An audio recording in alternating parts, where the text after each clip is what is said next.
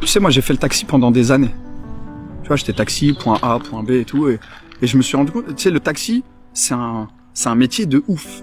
Pour de vrai, hein, c'est vraiment un métier de ouf. Tu côtoies aussi bien des hommes d'affaires que des prostituées, que des gens de la nuit, que du citoyen lambda. En fait, tu croises tout le monde. Et au fur et à mesure, je me suis rendu compte que ce qui me faisait kiffer, c'était même pas le taxi en réalité. C'était de rencontrer des gens. Chaque personne qui montrait, je dis ah ouais, un nouveau Rubik's Cube, encore avec un truc à gérer. Et chaque personne qui monte, faut savoir que le taxi c'est un peu un peu comme un exutoire. Les gens ils montent, ils te connaissent pas, ils te racontent leur life. Ouais, bonjour, ma femme elle m'a quitté. Ouais, mortel, tu vois. Ah ouais, t'as quitté. Et tu vois, et je me suis rendu compte que ce qui me faisait vibrer, c'est pas, je travaille même pas en fait, je rencontre des gens. Tu vois le truc de fou? Et un jour l'événement qui m'a fait vraiment déclencher, un jour comme ça, je monte. Je prends une cliente et tout je prends une cliente dans mon taxi, elle monte et moi t'as vu j'aime bien parler. Je la vois, elle marche, elle se tient le dos. Je dis ah bonjour madame, je vois que vous avez mal au dos. Et là elle explose en larmes. Elle me dit mais mon mari m'a quitté, je suis enceinte. Oh là là là là là là, je me suis dit là Nabil t'as perdu une occasion de la fermer. Et qu'est-ce qui s'est passé là en fait? C'est comme si j'avais un Rubik's Cube et c'est moi qui venais de l'éclater. Je dis attends.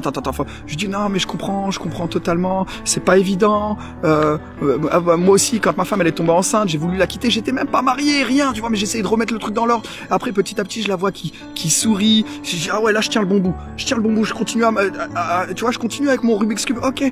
Mais je pense que c'est ça. Tu vois je la vois elle a le sourire. Hop là petit à petit elle a. Et tu sais quoi? On est arrivé.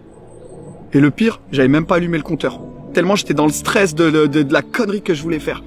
Et là, le truc qui a changé ma vie, littéralement, la dame, elle se lève, elle va pour descendre de mon taxi, elle pose sa main sur mon épaule, elle me dit, vous savez quoi, monsieur? Vous m'avez évité de commettre l'irréparable aujourd'hui. Et là, c'est un truc de fou, en fait. Tu sais, j'étais tétanisé. J'étais vraiment tétanisé, je dis, oh. Tu sais, j'ai même pas bougé et tout, En fait, elle voulait faire une dinguerie, la dame. Et indirectement, le fait de lui remettre le smiley, je dis mais c'était puissant. Je peux même pas te le transmettre là. Je t'explique mais moi j'étais à 2 doigts de chialer. J'étais un peu dans le. Je dis mais en fait c'est ça que je veux faire. Je me suis rendu compte qu'en réalité je faisais du taxi pour inspirer les gens à faire ce qui les anime. Mais pourquoi je passe par le taxi et je peux pas directement inspirer les gens à faire ce qui les anime? Et de là je dis vas-y. En fait c'est ce que je vais faire. Je vais impacter les gens, tu vois.